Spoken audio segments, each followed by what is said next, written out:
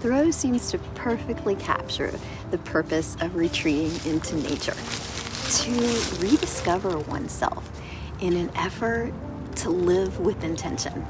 Now, I just came back from a retreat into the woods myself recently, and in today's video, I will give you an inside glimpse of my own retreat, and at the same time, I'll share with you the steps that I took to ensure that this retreat was everything that I hoped for it to be.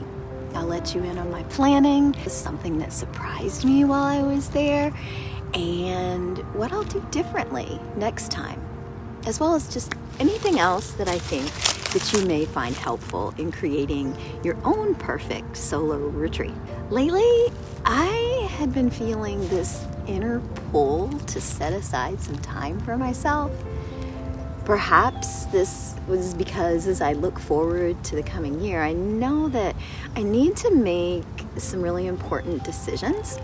And so I thought it would be wise to spend a little time in some self-discovery so that I could be really intentional with my choices for the year ahead.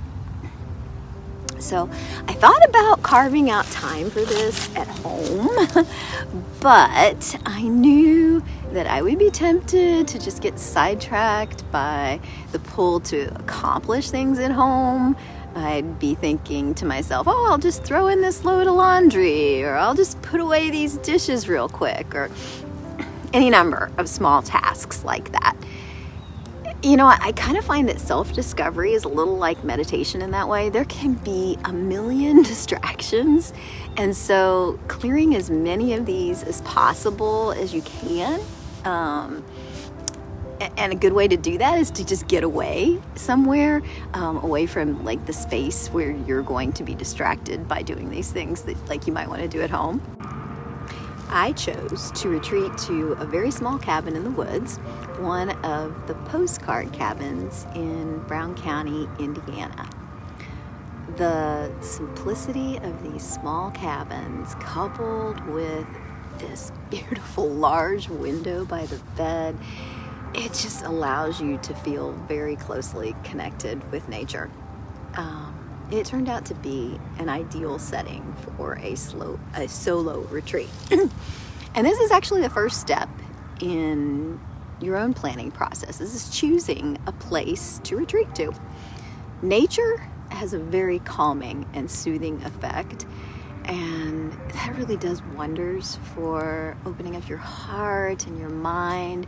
So if you're able to find a location to help you get close to nature, I think this is ideal. And if you can't spend evenings away, then I think it's still helpful to find some place that you can go to daily that has a calming atmosphere. One of the places I've used in the past for this type of work is actually in the guest areas of hotels. Embassy Suites in particular has a perfect setting for something like this, because it always seems like there's like a ton of little cozy places, little nooks that you can tuck yourself away into, and you're surrounded by tropical plants typically. If weather permits, you could also find a good spot in a park that maybe has a shelter or like access to washrooms and that type of thing. That could be an option. Or maybe something just like a quiet coffee shop could work well for you too. You'll also need to decide on the amount of time that you want to devote to your retreat. I chose to spend 2 evenings at the cabin, but the next time I do this, I will definitely plan for at least 3 or more if I feel able to make that happen. My plan was to do a blend of self-care activities, nature walks, some journaling, and some introspective exercises. And while I did get to do all this in my time away, I really felt like I needed more time. I wasn't ready to leave. The other thing you're going to want to do is make sure you tell your plans to people ahead of time. Anyone that you think may want to or need to contact you during your retreat. I did not think to do this before I headed out to the cabin. And unfortunately, this did result in texts and emails and that type of thing that I really felt obligated to answer while I was away. And this brings up another point too. I think it's really great to make an intention ahead of time just to disconnect as much as possible during your time away. Plan to let go of your digital world, the news, and to disconnect yourself from your attachment to your phone. Our smartphones have given us so many useful ways to interact with the world today. So much so that now it seems that they've become insidiously attached to our way of being. Has anyone else noticed how deeply attached you have actually become to your phone? Let me know in the comments if you have experienced this as well and really can acknowledge that.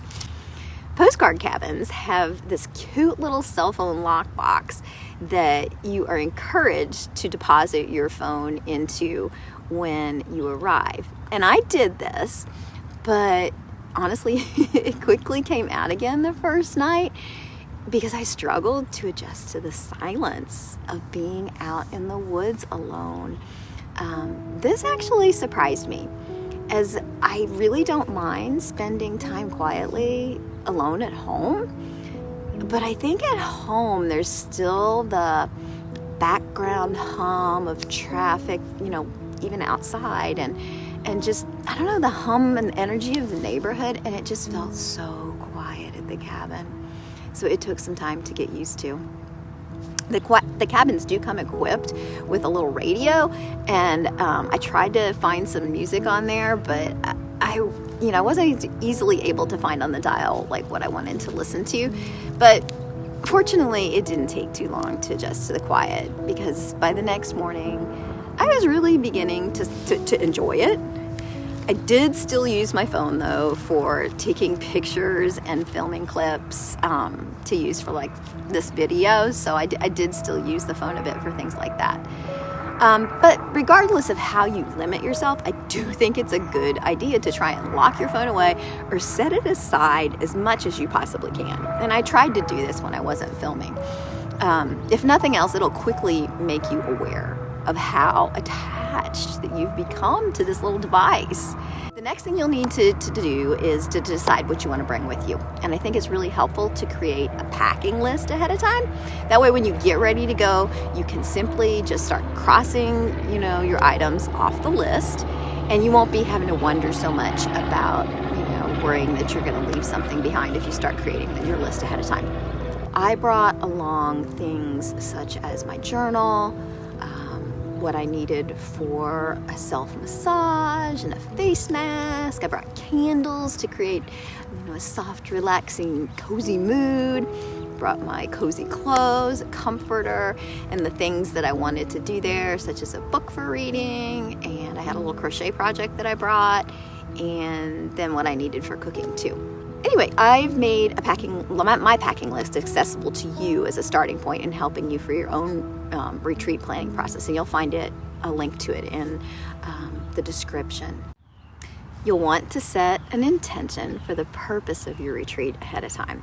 If you begin your planning process with an intention of what you hope to gain from this time, then you can better pack and better plan for activities that will really support that. I did make a list of the things that I wanted to do, and this did help with the packing, and it also kind of gave me a loose structure for my days once I arrived. It helped me ensure that the time that I had there was really focused on what I wanted this time away for, even when some of it was just to simply sit outside and enjoy the sunset, read for pure pleasure, or have fun in the kitchen. And speaking of having fun in the kitchen, I do want to give a big thank you to Syokami for gifting me the chef night set to try out and to share it here with you.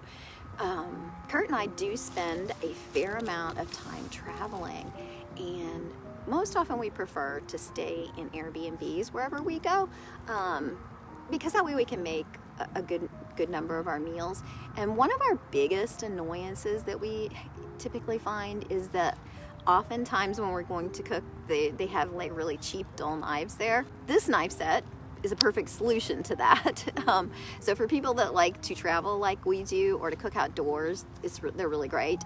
The knives come in this nice little canvas bag with individual holes for each knife, and then a holder for each one as well, so that there's no concern about cutting the cloth during the transport process wherever you're going.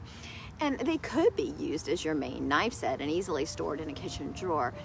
But with the convenience of this set, I think we'll definitely be using these primarily for travel, or put them in the camper with us. So the set did come fully sharpened, but it also includes a honing knife to help you keep the blades sharp for as long as possible. According to the kitchen knife guru, to keep your knives sharp, you should be honing it before or after each use to maintain a good sharp edge for as long as possible. I chose to try one of the knives first on this spaghetti squash. Now, if you've ever cut into a spaghetti squash, you'll know how hard these babies can be to cut into. And the large chef knife handled the task quite well. My only wish with this set is that it also included a paring knife. I did manage to core and slice the apples that I was using for my apple custard oatmeal with the smallest knife in the set, but I definitely would have preferred a smaller knife for that task. Food is such an important part of any experience, and a retreat is no different. I do think that it helps to think ahead about your meals. And this will vary depending on the location that you've chosen, as well as whether or not cooking is something that brings you joy, as it does me. So, I was looking forward to doing some cooking there. So if you do plan to prepare your own meals, I think it's helpful to put together a meal plan ahead of time. And this will help you build your packing list, and it'll also help you really focus on the true nature of your intentions while you're there, rather than having to think about what you're going to make for each meal. Finally, you may want to list out 2 or 3 questions that you want to ponder during your retreat. This can be a really great time for reflecting, and then you can use the insight from your reflection to help you make plans for your future. Going on a solo retreat is one of the most meaningful things that you can do for yourself. With a little planning and an open heart, this time can lead to something truly restorative for you. I know it was for me, and I'm looking forward to my next one. So thank you for watching. I hope what I've shared with you here today inspires you to create your own solo retreat. If you've enjoyed this, remember to subscribe and turn on the notifications for more slow living inspiration.